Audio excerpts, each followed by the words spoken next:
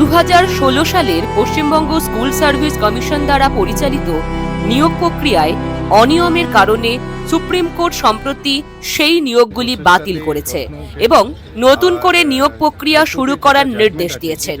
এই নতুন নিয়োগ প্রক্রিয়ায় নতুন প্রার্থীরা আবেদন করতে পারবেন কিনা সে বিষয়ে WBSSC এখনো স্পষ্ট সিদ্ধান্ত জানায়নি। কমিশনের চেয়ারম্যান সিদ্ধার্থ মজুমদার বলেছেন যে তারা এই বিষয়ে আইনি পরামর্শ নিচ্ছেন এবং নতুন প্রার্থীদের অংশগ্রহণের যোগ্যতা সম্পর্কে স্পষ্টতা পাওয়ার চেষ্টা করছেন। এখন প্রশ্ন, পুনরায় পরীক্ষায় কারা কারা বসতে পারবেন? সুপ্রিম কোর্টের নির্দেশ অনুযায়ী পশ্চিমবঙ্গ সরকারকে নতুন করে নিয়োগ প্রক্রিয়া শুরু করতে হবে এবং 3 মাসের মধ্যে তা সম্পন্ন করতে হবে। এই নতুন নিয়োগ প্রক্রিয়ায় পূর্বের পরীক্ষায় অংশগ্রহণকারীরা পুনরায় আবেদন করতে পারবেন।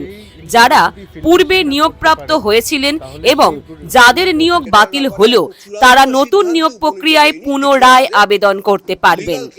আরও কিছু কথা আপনাদের জানিয়ে রাখি, যেহেতু সুপ্রিম কোর্টের জাজমেন্টে বারবার উল্লেখ রয়েছে ফ্রেশ সিলেকশনের কথা এবং এজ রিল্যাক্সেশনের বিষয়টি, পয়েন্ট নাম্বার 48 এবং 49, তার ভিত্তিতে আশা করা যায় যে নতুনরাও এই পরীক্ষায় আবেদন বা অংশগ্রহণ করতে পারবেন।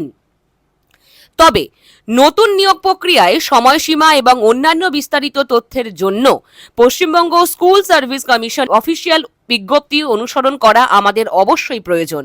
সুতরাং WBSSC-র নোটিফিকেশন অতি সত্বর প্রকাশিত হতে চলেছে।